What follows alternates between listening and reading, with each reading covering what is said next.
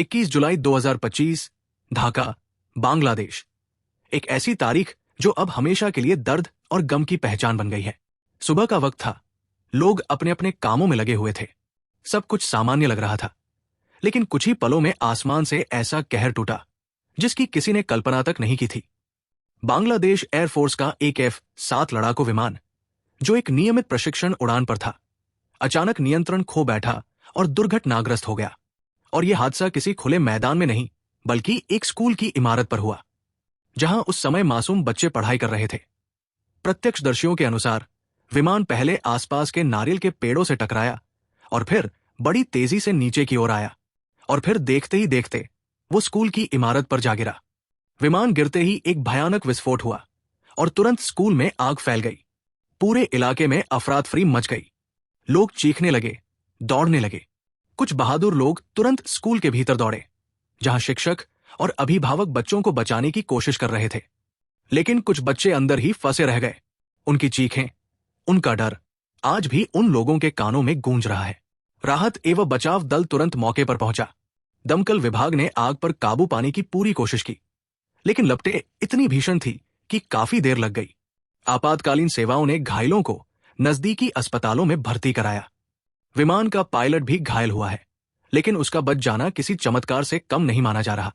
अब तक सरकारी तौर पर हताहतों की संख्या घोषित नहीं की गई है, लेकिन जमीन से आ रही रिपोर्ट्स के अनुसार कई लोग घायल हुए हैं और कुछ बच्चों की हालत नाजुक बताई जा रही है। बांग्लादेश वायुसेना ने एक आधिकारिक बयान जारी किया है, जिसमें कहा गया है कि F-7 विमान एक नियमित प्रशिक्षण मिशन पर था और तकनीकी खराबी के कारण यह दुर्घटना हुई। सरकार ने इस घटना की उच्च स्तरीय जांच का आदेश दिया है। साथ ही यह भी कहा गया है कि भविष्य में इस प्रकार के प्रशिक्षण अभियानों में और अधिक सतर्कता बरती जाएगी, खासकर तब जब वे रिहायशी इलाकों के पास हों। इस दर्दनाक हादसे पर भारत के प्रधानमंत्री नरेंद्र मोदी ने भी शोक व्यक्त किया।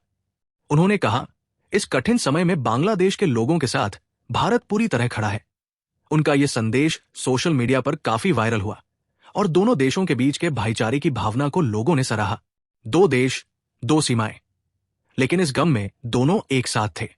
जिस स्कूल पर विमान गिरा, वो एक निजी शिक्षण संस्थान था, जहां छोटे छोटे बच्चे सुबह की कक्षाओं में व्यस्त थे। उनमें से कई अब भी मानसिक आघात में हैं। माता पिता रो रहे हैं, शिक्षक सदमे में हैं, और बचपन की मासूमियत इस हादसे ने चंद घंटों में छीन ली। एक मां ने मीडिया से बात करते हुए रोते हुए कहा, मेरा बेटा तो ठीक है, लेकिन उसकी एक सहेली अब भी आईसीयू में है। हम तो बस प्रार्थना ही कर सकते हैं। यह घटना सिर्फ एक विमान दुर्घटना नहीं थी, ये एक चेतावनी थी। सुरक्षा प्रोटोकॉल क्या थे? वायुसेना का प्रशिक्षण शहरी क्षेत्रों के पास क्यों होता है? क्या आपातकालीन अभ्यास असली स्कूलों में कभी कराए जाते हैं? क्या हम हर बार किसी त्रासदी के बाद ही जागते हैं? बांग्लादेश के लिए यह दिन बेहद दुखद था, लेकिन पूरे दक्षिण एशिया के लिए यह एक चेतावनी बनकर आया है। लड़ाकू विमानों की गड़गड़ाहट केवल वीरता का प्रतीक नहीं होती, कभी कभी वो मौत की दस्तक भी बन जाती है। हमारी प्रार्थनाएं उन सभी परिवारों के साथ है जिन्होंने अपने प्रियजनों को खो दिया या जो अब अस्पताल में जिंदगी की जंग लड़ रहे हैं। अगर आप चाहते हैं कि ऐसी सच्चाई पूरी दुनिया तक पहुंचे, तो इस वीडियो को लाइक करें, अपने दोस्तों के साथ साझा करें और चैनल को जरूर सब्सक्राइब करें।